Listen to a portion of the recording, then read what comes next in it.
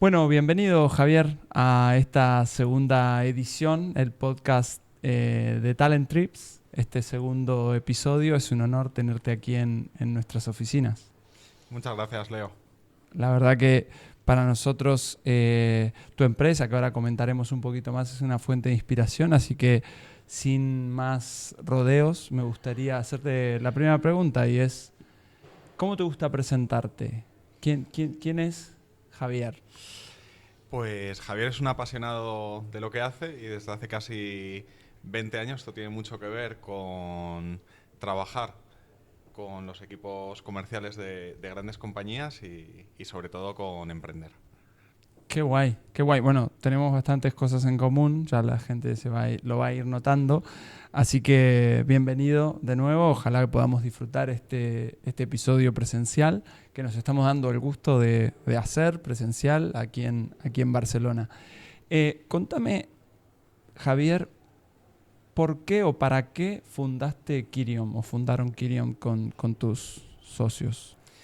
Pues esto es la historia por la que habrá pasado mucha gente. Hay un momento en tu vida que sin saber por qué decides que es el momento de lanzar un proyecto y qué mejor que hacerlo de la mano de un antiguo compañero, buen amigo, que veía las cosas de una manera muy parecida a como las veía yo y era apoyar a nuestros clientes a resolver sus retos de crecimiento de negocio, pero con la vocación de impactar en los equipos de trabajo. Qué bueno. Y me genera como mucha curiosidad saber si hay alguna empresa que no tiene esta necesidad, ¿no? Si hay alguna empresa que tiene, digamos, sus procesos de desarrollo de negocio aceitados. ¿Se alcanza ese nirvana?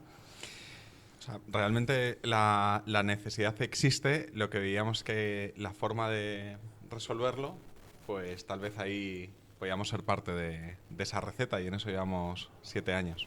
Qué guay. Entonces, contanos un poco cómo fue la historia desde el lanzamiento y cómo ha sido el recorrido de Kiriom Smart Grow y un poco a qué se dedican concretamente, de qué van los servicios que ofrecen. Pues la historia está implícita en nuestro nombre, en Kiriom. Kiri es el árbol que está salvando el mundo, es un árbol de origen asiático que en 8 años crece más que un roble en toda su vida. Lo llaman el aluminio de las maderas porque es súper flexible, tiene un montón de propiedades que hacen mucho más sostenible el mundo en el que vivimos y ese tipo de crecimiento es al que queremos ayudar a nuestros clientes que consigan en sus empresas. Y el OM es el famoso mantra sagrado budista y es la forma en la que queríamos disfrutar de este camino, que era hacerlo juntos y sobre todo disfrutando de todo lo que venía. Entonces ahí nace Kiriom y nacimos como una consultora que se parecía más a los servicios que suele prestar una consultora de negocio al uso, muy enfocados en estrategia comercial, en ayudar a los CEOs y directores generales de las compañías a tomar sus grandes decisiones de negocio.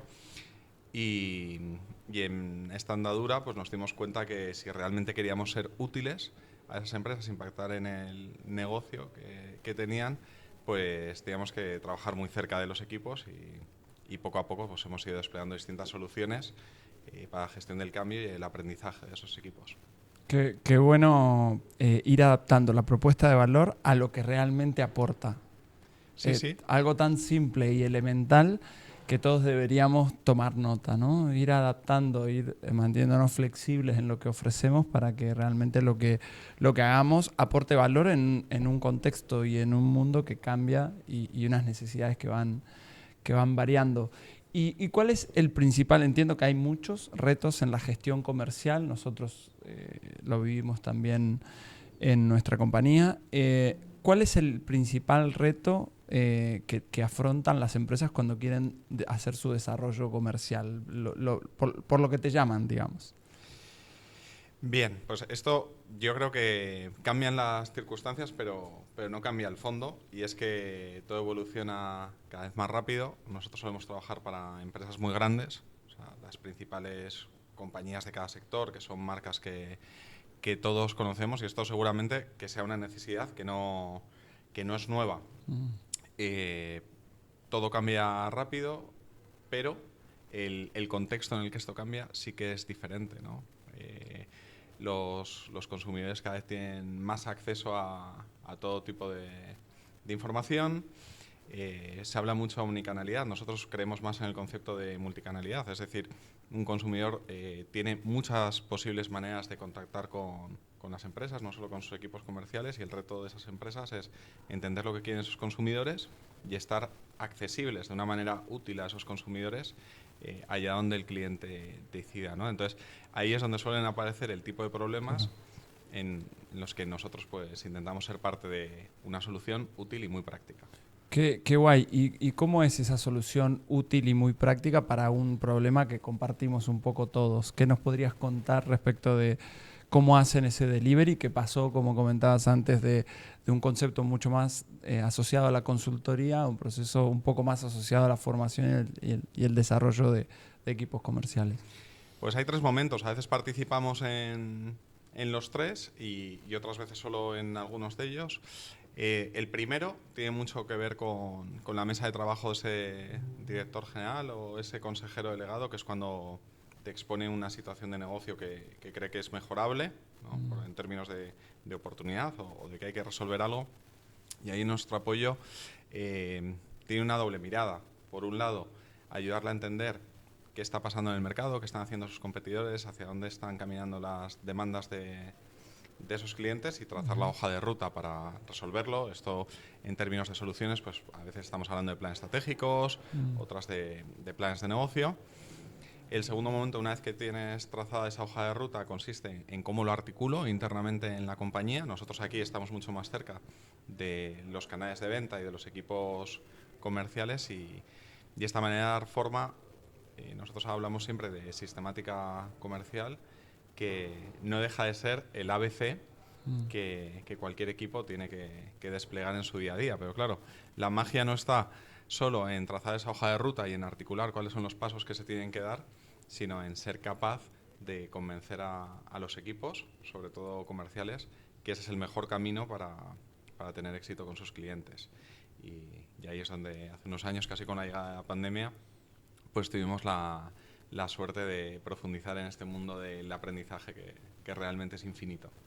Qué bueno. ¿Y cómo se encontraron esta necesidad de virar un poco su negocio? ¿Fue algo que el cliente se los pedía? ¿Veían que acompañando solo el top management quizá se quedaba un poco coja, digamos, la estrategia o la implementación? ¿Cómo fue ese proceso de descubrimiento?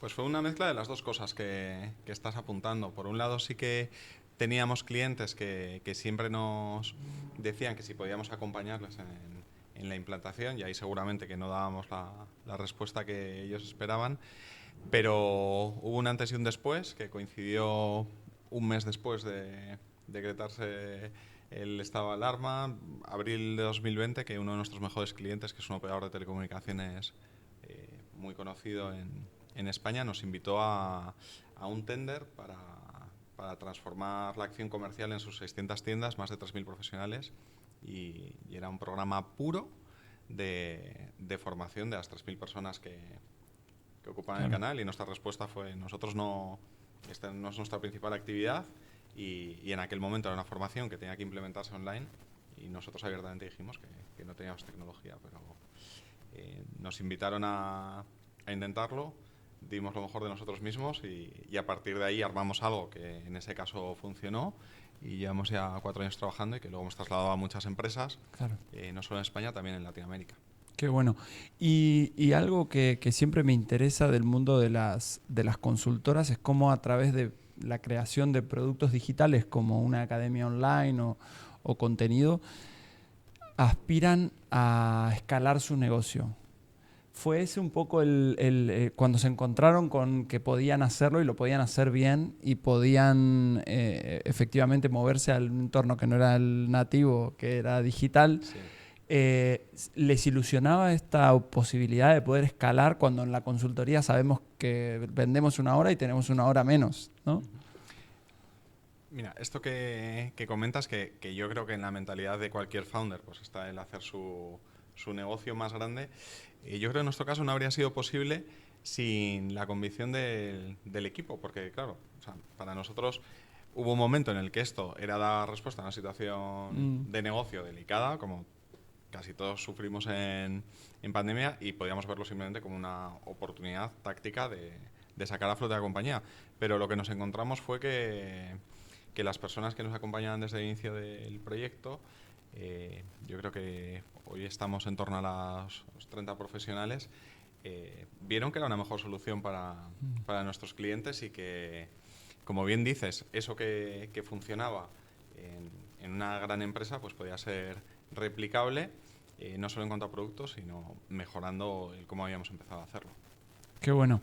¿Y cómo aprende hoy un comercial? O sea, porque todas las oportunidades que tuve de trabajar en algún programa de formación con comerciales suelen tener un estilo de personalidad bastante ansioso, por generalizar, y querer ir directamente a la práctica sin pasar por la teoría, ¿no? Sin conocer los conceptos, un marco teórico, algo de referencia.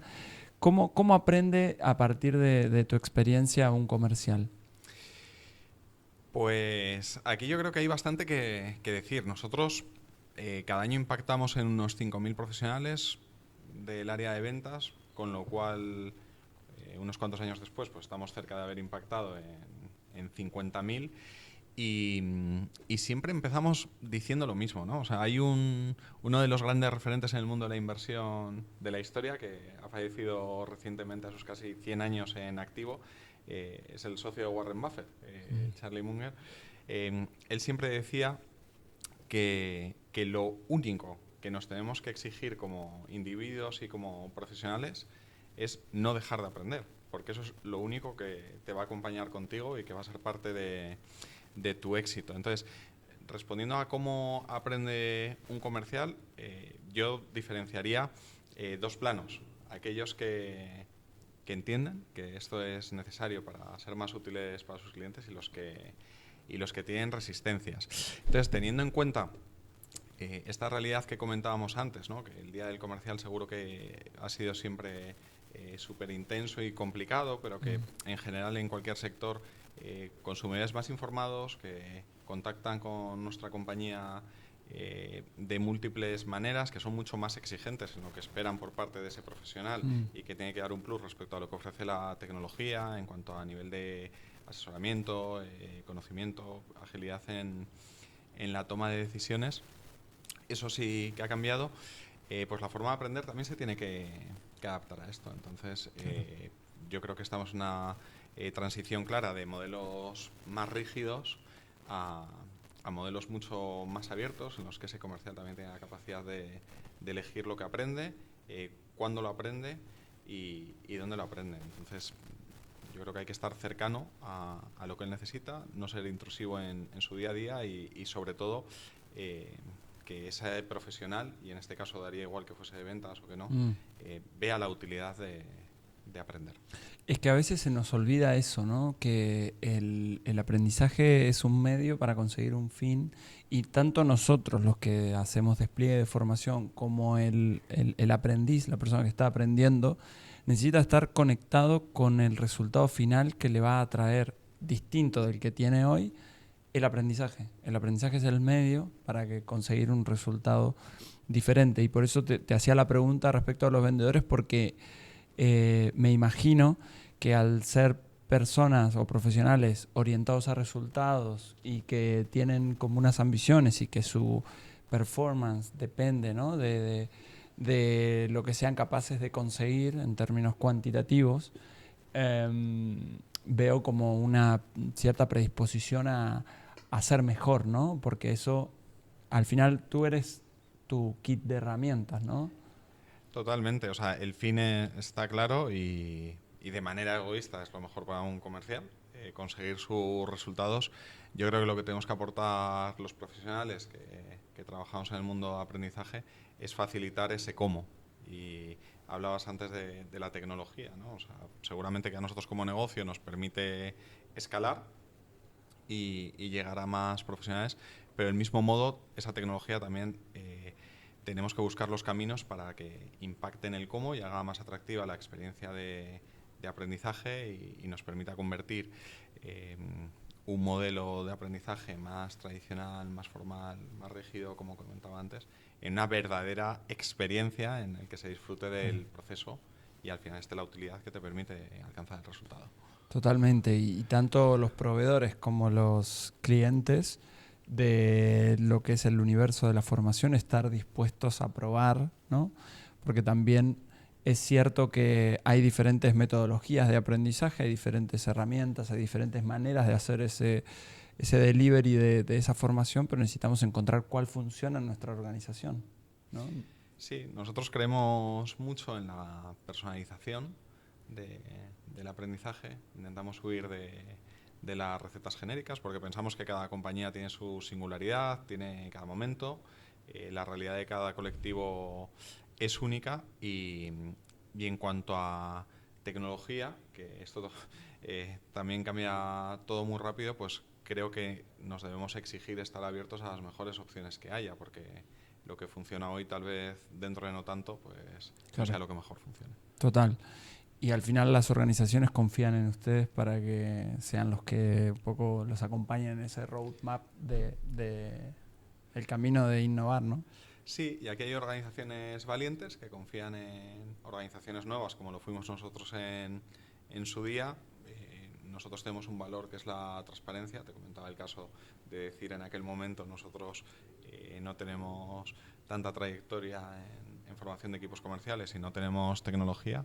Bueno, pues hay organizaciones que lideran sectores que apuestan por la capacidad de personas en las que se apoyan y les consiguen les ayudan a avanzar en ese camino, ¿no? Entonces, yo creo que esto es una premisa que nos tenemos que aplicar todos, que cuando se quiere se puede.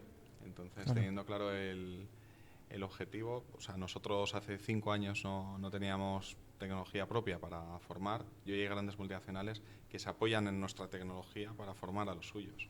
Claro. Pues seguramente muchos de los que nos están escuchando hoy tengan un sueño en su cabeza, y tú lo tuviste o lo has tenido varias veces en tu cabeza, yo también lo he tenido alguna, y creo que es una constatación que se puede, no desde lo individual, sino desde que el mercado también tiene hueco para los que soñamos. Total.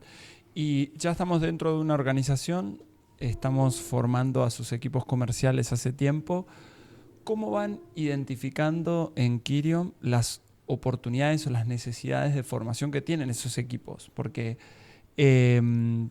empiezas trabajando las habilidades obvias, digamos, o más relacionadas, mejor dicho, a la venta, y luego empiezan a identificarse oportunidades que son quizás más sutiles, ¿no? Que no están directamente relacionadas con, o que uno podría asumir que no están necesariamente asociadas a la venta. ¿Cómo hacen para ir creando ese recorrido de aprendizaje y esas oportunidades de formación? ¿Cómo las identifican? Pues yo creo que aquí nos podemos referir a un triple camino. Por un lado, creo que la obligación que tenemos los profesionales que tenemos la suerte de trabajar todos los días con muchas compañías, algo que podemos aportar a cualquier organización, es ese benchmark, ¿no? O sea, qué es lo que está funcionando en otras áreas geográficas, en otros sectores o en empresas comparables. El segundo, o sea, tiene mucho que ver con nuestro posicionamiento. Nosotros en una compañía, por un lado estamos hablando con un consejero delegado, un director general o un director de negocio, y por otro lado estamos con sus equipos. Entonces, este es un camino de ida y vuelta en el que es súper importante saber leer lo que está demandando el negocio, lo que espera la dirección, para transformarlo en programas de aprendizajes, pero también el estar trabajando con tantos comerciales todos los días, la pura observación y la escucha te tiene que llevar a encontrar esas nuevas necesidades que comentas. Y el tercero tiene que ver con algo que se ha hecho siempre, pero que hoy la tecnología es un claro acelerador dentro de cualquier plataforma LMS avanzada, por lo menos para colectivos comerciales. Tienes que tener algún tipo de funcionalidad que te permita medir prácticamente en tiempo real en qué nivel de conocimiento y de madurez en el despliegue de habilidades está cada una de las personas, y a partir de ahí pues trazar la la mejor estrategia, que para nosotros la palabra fundamental sería que siempre fuese algo personalizado porque responde a una situación específica de negocio y porque responde a la necesidad de cada persona dentro de un colectivo. Claro. ¿Y les pasó alguna vez que los equipos comerciales los vean a ustedes como asesores del top management y se genere alguna cuestión de dificultad en la creación de ese contexto de aprendizaje donde tiene que haber confianza? Esto es súper común. O sea, piensa que parte de nuestro trabajo se hace muy cerca de las oficinas de los clientes, sea en el despacho de la dirección o sea visitando la última delegación comercial de esa compañía, y al final se sabe todo. Y un externo, esa barrera, pues yo creo que es algo que hay que salvar si quieres que las cosas funcionen, ¿no? Pero esto ha sido siempre parte de la gestión del cambio con cualquier colectivo y todos sabemos cómo empieza, ¿no? O sea, cualquier organización, si quiere convencer a alguien en el mercado, que son sus clientes, o a su propio equipo, lo primero que tiene que tener claro es su norte, cuál es su visión, y eso está muy en mano de lo que trabajamos con las direcciones. El segundo paso es hacer entender la necesidad. Entonces, la necesidad de cambiar, de evolucionar, de apuntar hacia ese norte, y ahí es donde empieza realmente nuestro trabajo para ser útiles, para ese directivo que nos ha contratado, pero sobre todo para los destinatarios de ese norte, que en nuestro caso son los equipos comerciales. Y a partir de ahí, pues una mezcla de factores, pero cuando entendemos que todo empieza a funcionar es cuando somos capaces de comunicar los primeros éxitos, Claro. de trabajar de esa manera. ¿Y qué peso específico tiene la gestión del cambio en los programas que hacen de comerciales? Si lo tuviese que pintar en un 100% de tiempo asignado a, ¿cuánto tiempo se dedica sutil o digamos, explícitamente a trabajar la gestión del cambio? Pues mira, nosotros nos gusta trabajar en proyectos ágiles, cortos, con un impacto muy claro, y todo esto bajo el paraguas muchas veces de un marco de 100 días, ¿no? Esto nos lo ha enseñado el capital privado, que es su forma de trabajar, más por sprints, y normalmente hay una etapa inicial que no debe cubrir más de un tercio del tiempo, en el que está dando forma al entendimiento de la necesidad y al diseño de la solución, y bajo nuestro punto de vista el resto del tiempo pues hay que dedicarlo a trabajar con los equipos para gestionar el cambio, o para escuchar a esos equipos, o para lo que surja en cada momento, ¿no? Entonces, si te he contestado, yo creo que como mucho un tercio fuera del contacto con los equipos y Claro. 2 tercios con ellos. ¿Y cuántas veces te ocurrió que tenías un plan y cuando fuiste a conocer los equipos comerciales y te explicaron cómo era su proceso comercial, tuviste que cambiar todo lo que habías pensado porque habías omitido en el proceso por con quién es tu interlocutor, porque acompañas una visita comercial, digo, porque te metes en otra dimensión que antes no habías entrado y necesitas reestructurar lo planificado? Pues mira, te decía antes que uno de nuestros valores es la transparencia, pero lo que marca realmente nuestro ADN es la flexibilidad. Entonces, yo he trabajado en grandes multinacionales de consultoría que tienen recetas muy probadas, de mucho éxito, más industrializadas, y son las que despegas en los clientes. Y esos clientes por eso confían en ese tipo de compañías. Pero cuando lanzamos el proyecto de Kiriom, uno de los desafíos que nos impusimos fue incorporar esta flexibilidad a nuestra forma de trabajo. Entonces, cuando llegamos a un acuerdo con un cliente, más allá de que hay que impactar en un colectivo, realizar unas actividades en un plazo, obviamente a cambio de unos honorarios, lo primero que decimos a esos clientes es que el marco que presentamos el primer día estaremos muy orgullosos de ajustarlo, ¿no? Iba a decir de romperlo, más bien de ajustarlo a partir del día 2, porque es difícil pintar algo realmente útil y a la medida si no tienes el contacto con esas personas. Total. Y para empezar a cerrar, me gustaría tu opinión respecto de cómo es el vendedor ideal. ¿Qué características tiene? ¿Qué no le puede faltar para, más allá de que obviamente no será lo mismo vender una cosa u otra, ¿no? ¿Cuál es el mínimo común denominador de un muy buen vendedor? Según tu experiencia. Pues mira, para contestar a eso, lo primero que creo que tenemos que estar alineados es que hablar de vendedores es hablar de la mayor parte de las personas. Aquí aludiendo a Daniel Pink, Uh-huh. él afirma que el 90% de las personas que trabajamos en organizaciones nos dedicamos a vender, aunque la mayor parte de ellas no saben que están vendiendo. O sea, cualquier persona que impacte en un cliente final o en un colaborador interno que llega a ese cliente final, de alguna manera está vendiendo. Entonces, yo creo que en primer lugar, las personas que nos dedicamos a la función de ventas, desde un rol o desde otro, tenemos que estar enamorados de lo que hacemos. Y eso seguro que aplica para las ventas y para mucho más, pero digo ventas porque creo que es el colectivo más grande que hay en cualquier compañía.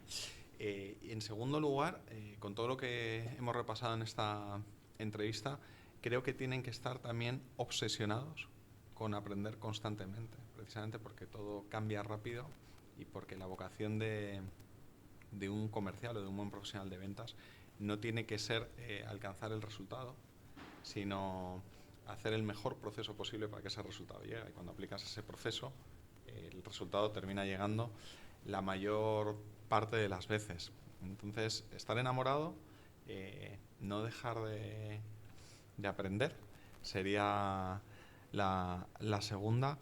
Y es parte de estar enamorado y no dejar de aprender, es pensar siempre en el cliente. Ese sería el tercer mensaje que compartiría, y es muy habitual, te dediques a algo que te dediques, pues pensar más en lo tuyo que en lo del otro. Y cuando estamos hablando de profesionales de ventas, pues nuestro fin no es el resultado, nuestro fin es ser útiles para ese cliente. Total. Y pensaba que en realidad todo el tiempo estamos vendiendo nuestras ideas, ¿no? Estamos vendiendo, comunicando, tratando de inspirar a otros, tratando de influir en otros. Quizá no hay un intercambio económico y no hay un rol definido de cliente y de proveedor, pero sí a un colaborador, cuando se lo invita a un proyecto, se le vende la idea, digamos, ¿no? Uh-huh. ¿Y por qué crees que está tan mal visto el concepto del vendedor, ¿no? Esta de alguna manera, paradigma generalizado de que nadie quiere reconocer que es vendedor. En LinkedIn verás pocos roles, se intenta disfrazar el rol de vendedor como asesor, como, de diferentes maneras, bastante creativas la mayoría de ellas. ¿Por qué es el vendedor, de alguna manera, no siente orgullo por su profesión? Pues esto es algo que me cuesta decirlo, pero en España es muy como tú lo ves. Yo creo que no es así en otros sitios del mundo, más bien todo lo contrario, pero que también tiene mucho de cliché, ¿no? Porque si revisamos las salidas profesionales de los mejores alumnos de las facultades empresariales, de marketing, que están más conectadas con el mundo de la empresa, muchas de esas posiciones están en las mejores empresas en sus sectores, y los programas de rotación de los primeros años empiezan precisamente por ahí, claro. Por ventas. Y si hacemos un repaso al top 100 de los consejeros delegados de las grandes empresas españolas, parte de su bagaje profesional no fue empezó comercial. solo en ventas, sino que llegaron ahí con un desarrollo en la función. Con claro. Lo cual, no sé cuánto tiene de cliché y cuánto de realidad, pero que seguro que en la comunicación claro. de todas las bondades de ejercer esta función, pues nos quede mucho por hacer. Yo creo que Víctor Cooper hace un gran trabajo intentando sensibilizar y generar un poco de agitar lo que entendemos como que es un vendedor, porque y creo que nos haría bien a todos sanar, digamos, lo que significa vender y el tiempo dedicado en ayudar a que otros encuentren la mejor solución, que ojalá sea la nuestra, pero no necesariamente, digamos, ¿no? Creo que durante mucho tiempo, como tú decías, priorizamos más lo que nos pasó, lo que queríamos que ocurra y no tanto lo que el otro necesitaba, ¿no? Y de alguna manera fuimos cargándonos la profesión, ¿no? De manera agregada, todos, cada uno en nuestro metro cuadrado, ¿no? ¿Crees que deberían las escuelas enseñar habilidades de venta a nuestros hijos? Sí, yo disfruté muchísimo de mi etapa en el colegio, por supuesto en la universidad, porque decidí lo que iba a estudiar y el tiempo me demostró que no me había equivocado, pero del sistema educativo, que yo ahora tengo hijas y no veo que haya cambiado tanto realmente en estos años, siempre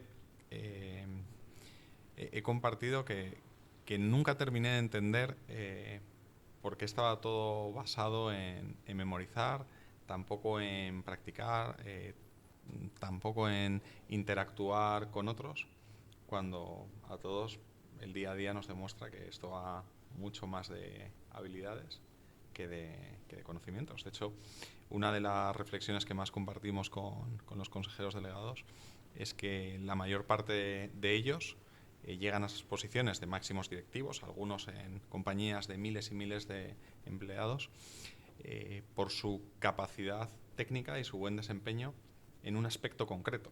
O sea, tú puedes haber sido un fantástico directivo del área financiera, o de ventas, o de producción, pero claro, las posiciones de mayor responsabilidad son absolutamente transversales. Y hablar de transversalidad es hablar de habilidades, con lo cual cuanto antes el sistema educativo nos facilitase adquirir esas habilidades o desarrollarlas, pues sería mejor Claro. para todos. Sí, y yo agrego que si nos enseñaran a vender, creo que habría más personas conectadas con su propósito, porque sentirían la seguridad de poder contar eso que sienten como una llama, como una pulsión interna por materializar, y generarían buenos resultados porque tienen esa Seguro. habilidad, ¿no? De contar eso.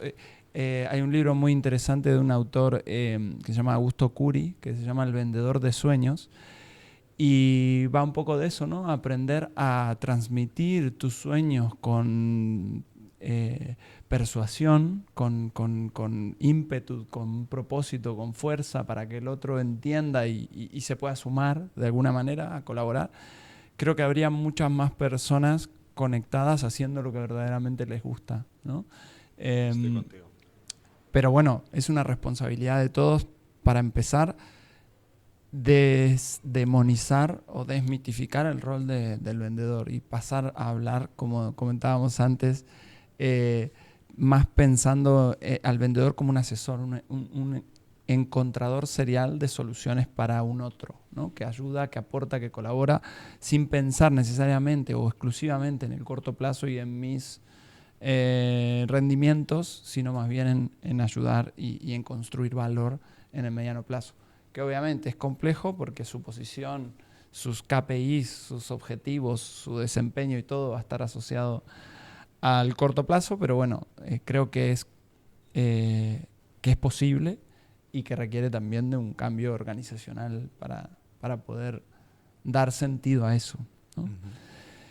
Bien, para cerrar, Javier, te voy a hacer una pregunta, si me permitís, un pelín personal, porque este podcast ahora se llama Talent Trips, es decir, pretendemos darle luz al recorrido del talento individual de cada uno, y ahora quiero poner a Javi en el centro de la escena y quiero preguntarte dos cosas, contesta la que quieras. Intentaré contestar las dos. El primero es si eres feliz con lo que haces, y el segundo es cuáles son los siguientes pasos que está mirando Javi para el desarrollo de su propio talento. Pues te voy a contestar las dos. Venga.